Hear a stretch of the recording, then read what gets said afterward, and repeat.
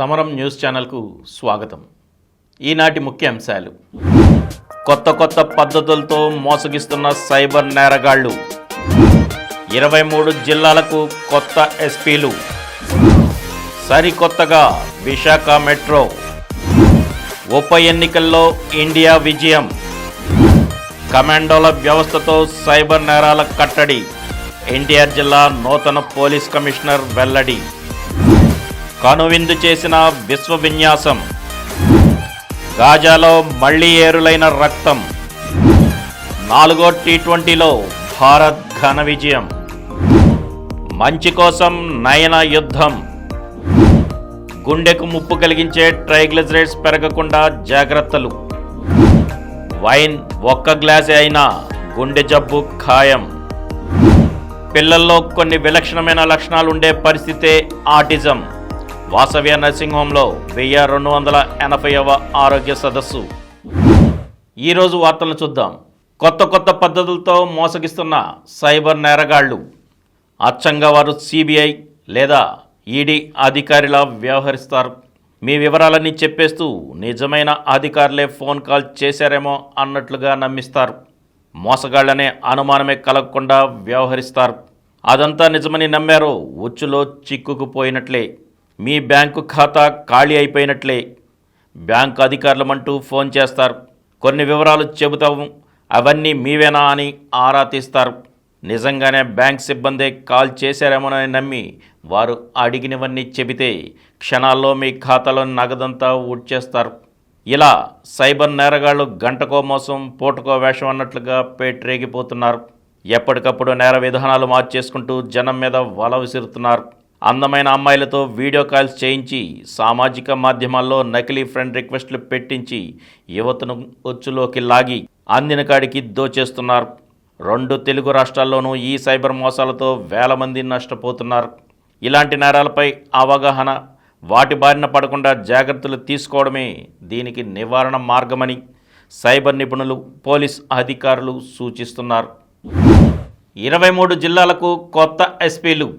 ఆంధ్రప్రదేశ్ ప్రభుత్వం 36 మంది ఐపీఎస్ అధికారులు, ఒక నాన్ క్యాడర్ ఎస్పీని బదిలీ చేసింది. 23 జిల్లాల ఎస్పీలకు స్థానచలనం కలిగించి ఆ స్థానాల్లో కొత్త అధికారులను నియమించింది. ఫిర్యాదులు, విమర్శలు ఎదుర్కొంటున్న పలువురు ఎస్పీలకు ఎక్కడా పోస్టింగ్ ఇవ్వలేదు. డీజీపీ కార్యాలయంలో రిపోర్టు చేయాలని ఆదేశించింది. ఈ మేరకు రాష్ట్ర ప్రభుత్వం ప్రధాన కార్యదర్శి నీరబ్ కుమార్ ప్రసాద్ శనివారం ఉత్తర్వులు జారీ చేశారు. కొద్ది రోజుల ముందే విజయవాడ, విశాఖపట్నం పోలీస్ కమిషనర్లను బదిలీ చేసి వారి స్థానాల్లో వేరే వారిని నియమించింది. ప్రస్తుతం చిత్తూరు ఎస్పీగా ఉన్న చందోలు మణికంఠ మినహా మిగతా అన్ని జిల్లాల పోలీసు అధికారులకు కొత్త ప్రభుత్వం స్థానచలనం కలిగించింది. సరికొత్తగా విశాఖ మెట్రో. విశాఖ నగరం అభివృద్ధికి కూటమి ప్రభుత్వం కీలక నిర్ణయాలు తీసుకుంటోంది. ప్రజా రవాణా సౌకర్యాన్ని మెరుగుపరిచేందుకు విశాఖ మెట్రో రైలు ప్రాజెక్టును పట్టాలెక్కించనుంది. ముఖ్యమంత్రి చంద్రబాబు సూచనల మేరకు ఈ ప్రాజెక్టుకు సంబంధించి గత ఆకృతుల్లో అధికారులు కొన్ని మార్పులు చేయనున్నారు. నగరంలో జాతీయ రహదారుల ప్రాధికార సంస్థ నిర్మించే పై వంతెనలకు అనుసంధానంగా మెట్రో డిజైన్లు ఉండేలా చర్యలు తీసుకోనున్నారు. ఈ మేరకు ఎన్హెచ్ఏఐతో సమన్వయంతో ముందుకు వెళ్లేందుకు వీలుగా ప్రణాళిక రచిస్తున్నారు. మెట్రోకు సంబంధించి సమగ్ర ప్రాజెక్టు నివేదికలోనూ కొన్ని మార్పులు చేసే అవకాశం ఉంది. సీఎం చంద్రబాబు విశాఖ పర్యటన అనంతరం ఈ ప్రాజెక్టుల్లో కదలిక వచ్చింది. ఉత్తరాంధ్ర ప్రాజెక్టులపై సమీక్ష సందర్భంగా మెట్రో పనులను ముందుకు తీసుకువెళ్లాలన్న తన ఆలోచనలను Chandrababu AP metro rail corporation ఎండీకి తెలియజేశారు. ఉప ఎన్నికల్లో ఇండియా విజయం. దేశంలో వివిధ కారణాలతో ఖాళీగా ఉన్న 13 శాసనసభ స్థానాలకు నిర్వహించిన ఉప ఎన్నికల్లో విపక్షాలు ఘన విజయం సాధించాయి. 7 రాష్ట్రాల్లో జరిగిన ఈ ఎన్నికల్లో ఇండియా కూటమి పార్టీలు 10 స్థానాలు గెలుచుకోగా భాజపా 2 సీట్లకు పరిమితమైంది. మిగిలిన ఒకచోట స్వతంత్ర అభ్యర్థి నెగ్గారు. గతంలో ఈ 13 స్థానాల్లో ఇండియా కూటమికి 6, భాజపాకి 5, బీఎస్పీ స్వతంత్ర అభ్యర్థులకు ఒక్కో చోట చొప్పున ప్రాతినిధ్యం ఉండేది. ఉప ఎన్నికల ఫలితాలు దేశంలో మారిన రాజకీయ వాతావరణానికి అద్దం పడుతున్నాయని కాంగ్రెస్ హర్షం వ్యక్తం చేసింది. బుధవారం జరిగిన ఎన్నికల్లో పోలైన ఓట్లను శనివారం లెక్కించారు. సార్వత్రిక ఎన్నికల తర్వాత ఎన్డీఏ ఇండియా కూటములు ఎదుర్కొన్న తొలి పరీక్ష ఇదే. కమాండోల వ్యవస్థతో సైబర్ నేరాల కట్టడి. ఎన్టీఆర్ జిల్లా నూతన పోలీస్ కమిషనర్ వెల్లడి. సైబర్ నేరాలు ప్రజలను భయాందోళనకు గురి చేస్తున్నాయి. అమాయకులను లక్ష్యంగా చేసుకుని నేరగాళ్లు రోజుకో తరహాలో డబ్బులు గుంజేస్తున్నారు. వీటిపై ప్రజల్లో అవగాహన కలిగించేందుకు, సైబర్ నేరాలను నిరోధించేందుకు వినూత్నంగా ముందుకు వెళ్తాం. పోలీస్ శాఖలో 200 మంది సిబ్బందిని కమాండోలుగా తీర్చిదిద్ది సైబర్ నేరాలపై పోరాటం చేస్తాం. ప్రజలతోనూ సైబర్ వాలంటీర్లను ఏర్పాటు చేస్తామని ఎన్టీఆర్ జిల్లా నూతన పోలీస్ కమిషనర్ ఎస్వి రాజశేఖర్ బాబు తెలిపారు. శనివారం ఆయన పోలీస్ కమిషనర్గా బాధ్యతలు స్వీకరించారు. దీనికి ముందు సాయుధ పోలీసుల గౌరవ వందనం స్వీకరించారు. అనంతరం ఆయన మీడియాతో మాట్లాడారు. దేశంలోనే అత్యుత్తమ పోలీస్ కమిషనరేట్గా తీర్చిదిద్దేందుకు సాయశక్తులా కృషి చేస్తానన్నారు. నేరాల నియంత్రణకు ఈ బీట్ వ్యవస్థను మళ్లీ అమలు చేస్తామన్నారు. తాళం వేసి ఉన్న ఇళ్లను జియో ట్యాగింగ్ చేసి వాటిపై ప్రత్యేక నిఘా ఉంచుతామన్నారు. కుప్పకూలనున్న 20 స్టార్లింక్ శాటిలైట్లు. ప్రపంచ కుబేరుడు ఎలాన్ మస్క్కు చెందిన ప్రైవేట్ అంతరిక్ష సంస్థ స్పేస్ ఎక్స్కు గట్టి ఎదురుదెబ్బ. గురువారం ప్రయోగించిన 20 స్టార్లింక్ ఉపగ్రహాలు త్వరలో కుప్పకూలనున్నాయి. స్పేస్ ఎక్స్ కూడా దీన్ని ధృవీకరించింది. ప్రయోగ సమయంలో చోటు చేసుకున్న పొరపాటు ఇందుకు కారణమని తెలిపింది. గురువారం రాత్రి ప్రయోగం మొదలైన కాసేపటికి ఫాల్కన్ 9 రాకెట్ 2వ దశ ఇంజిన్ సకాలంలో మండటంలో విఫలమైంది. దాంతో ఉపగ్రహాలు ఉద్దేశించిన కక్షకు బదులు భూదిగువ కక్షలోకి ప్రవేశించాయి. దాంతో వాటి మనుగడ అసాధ్యంగా మారింది. అవి త్వరలో భూ వాతావరణంలోకి ప్రవేశించి కాలిపోనున్నాయని వివరించింది. అయితే వాటి వల్ల ఇతర ఉపగ్రహాలకు ఏ సమస్య ఉండబోదు. అలాగే ఉపగ్రహాలు ఒకవేళ భూమిని తాకినా జనావాసాలకు ముప్పే ఉండదని స్పష్టం చేసింది. ఇన్నాళ్లు అత్యంత విశ్వసనీయంగా పనిచేసిన ఫాల్కన్ 9 రాకెట్ చరిత్రలో ఇది తొలి భారీ వైఫల్యంగా చెప్పుకోవచ్చు. కనువిందు చేసిన విశ్వ విన్యాసం. మనకు 32.6 కోట్ల కాంతి సంవత్సరాల దూరంలో హైడ్రా నక్షత్ర మండలంలో ఉన్న 2 గెలాక్సీల వింత సోయగాలు కనువిందు చేశాయి. ARP-142గా పిలిచే ఈ గెలాక్సీ ద్వయం ఉనికిని జేమ్స్ వెబ్ టెలిస్కోప్ తొలిసారిగా తన కెమెరా కంటితో ఒడిసిపట్టింది.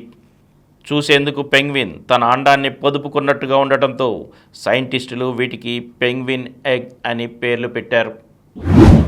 గాజాలో మళ్లీ ఏరులైన రక్తం. గాజాలో మళ్లీ రక్తం ఏరులై పారింది. శనివారం ఖాన్ యూనిస్కు పశ్చిమాన ఉన్న ఆల్ మవాసి ప్రాంతంలో ఇజ్రాయెల్ జరిపిన దాడిలో 90 మంది పాలస్తీనా పౌరులు మృతి చెందారని గాజా ఆరోగ్య మంత్రిత్వ శాఖ పేర్కొంది. 289 మందికి గాయాలయ్యాయని తెలిపింది.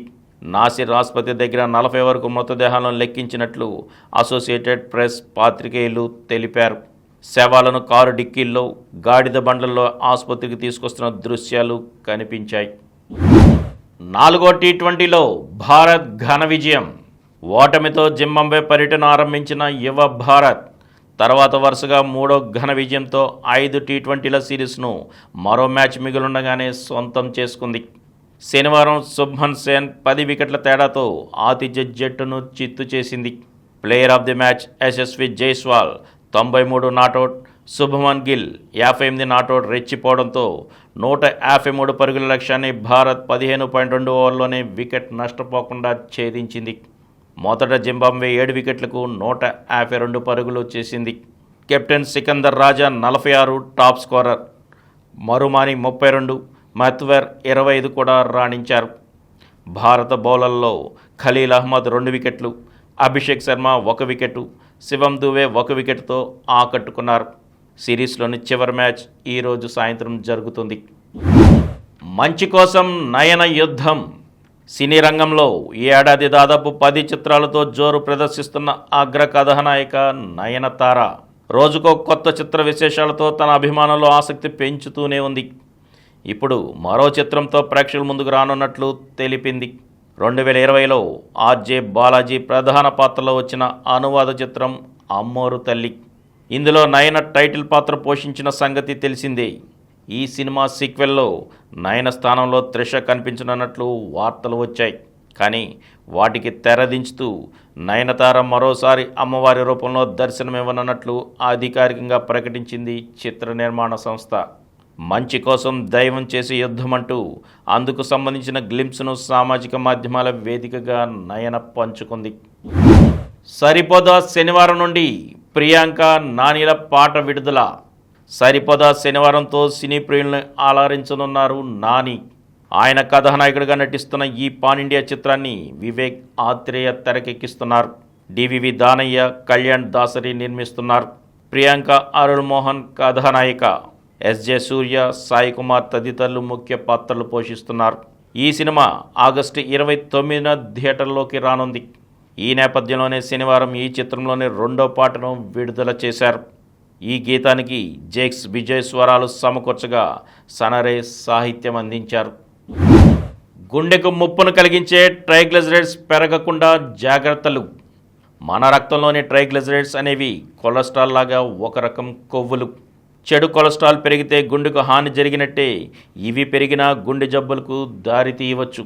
అందుకే వీటిని ఉండాల్సిన మోతాదులో ఉండేలా నియంత్రించుకోవాలి. ట్రైగ్లిజరైడ్స్ను నియంత్రించుకోవడం ఎలాగో ఇప్పుడు చూద్దాం. తాజా పండ్లు, కూరగాయలు, ఆకుకూరలు, పీచు ఎక్కువగా ఉండే ఆహారాలు, ఉదాహరణకు పొట్టు తీయని ధాన్యాలు, దంపుడు బియ్యం, మొక్కజొన్న, పొట్టు తీయని రాగులు, గోధుమలు, ఓట్స్, పొట్టు తీయని పప్పులతో పాటు వెజిటబుల్ సలాడ్స్, స్ప్రౌట్స్, ఉడికించిన కాయగూరలు తీసుకోవాలి. అలాగే గ్రీన్ టీ, నట్స్ ట్రైగ్లిజరైడ్స్ను తగ్గించి మంచి కొలెస్ట్రాల్ అంటే హెచ్డిఎల్ను పెంచుతాయి. ఎత్తుకు తగినట్లు ఉండేలా బరువును నియంత్రించుకోవాలి. ప్రతిరోజు కనీసం 30 నిమిషాల పాటు శారీరక శ్రమ లేదా వాకింగ్ వంటి వ్యాయామాలు చేయాలి. అలాగే ఆహారంలో నెయ్యి వంటి శాచురేటెడ్ ఫ్యాట్ను, వేపుళ్ళు, రొయ్యలు, చికెన్ స్కిన్ తగ్గించాలి. అలాగే స్వీట్స్ తీసుకోకపోవడం మంచిదే. జంక్ ఫుడ్, బేకరీ ఐటమ్స్ అసలు తీసుకోకూడదు. పొగ తాగడం పూర్తిగా మానేయాలి. ఆల్కహాల్ పూర్తిగా మానేయాలి. వైన్ ఒక్క గ్లాసే అయినా గుండె జబ్బు ఖాయం. రోజు కేవలం ఒక గ్లాసు వైన్ తీసుకున్నా అది గుండె జబ్బుల లయ దెబ్బతినే సమస్యకు కారణం కావచ్చు. ఆల్కహాల్ అలవాటు లేని ఆరోగ్యకరమైన వ్యక్తులతో పోలిస్తే ఇలా రోజు ఒక గ్లాసు వైన్ తీసుకునే వారిలో గుండె లయ దెబ్బతినే ముప్పు 8% ఎక్కువ. ఇక మామూలుగా తాగేవారితో పోలిస్తే ఎప్పుడో ఒకసారి తాగే 65 ఏళ్లు పైబడిన ప్రతి 100 మందిలోనూ 7 గుండె లయకు సంబంధించిన సమస్యలు రావచ్చనేది అమెరికన్ సైంటిస్టుల పరిశోధనలో తేలింది. పిల్లల్లో కొన్ని విలక్షణమైన లక్షణాలు ఉండే పరిస్థితే ఆటిజం. వాసవ్య నరసింహంలో 1280వ ఆరోగ్య సదస్సు. వయసుకు తగ్గట్టు పిల్లల్లో మానసిక ఎదుగుదల లేకుండా కొన్ని విలక్షణమైన లక్షణాలు ఉండే పరిస్థితి ఆటిజం. ఈ పరిస్థితిని చిన్నతనంలో గుర్తించి తల్లిదండ్రులు తగిన జాగ్రత్తలు తీసుకుంటే వాళ్ళ పరిస్థితి చాలా వరకు మెరుగవుతుంది. పిల్లల్లో ప్రతి 50 మందిలో ఒకరికి ఆటిజం సమస్యగా ఉంది. ఆటిజం గురించి తల్లిదండ్రులకు అవగాహన అత్యంత అవసరమని ప్రముఖ పిల్లల నరాల వ్యాధుల స్పెషలిస్ట్ డాక్టర్ పి బిందుమాధవి పేర్కొన్నారు. వాసవ్య నరసింహంలో డాక్టర్ సమరం అధ్యక్షతన శనివారం జరిగిన ఆరోగ్య సదస్సులో ఆమె ఆటిజం అంశంపై ప్రసంగించారు. ఆమె మాట్లాడుతూ బాల్యంలోనే ప్రారంభమయ్యే జీవితకాల నాడీ సంబంధిత రుగ్మతగా ఆటిజంని పేర్కొనవచ్చన్నారు.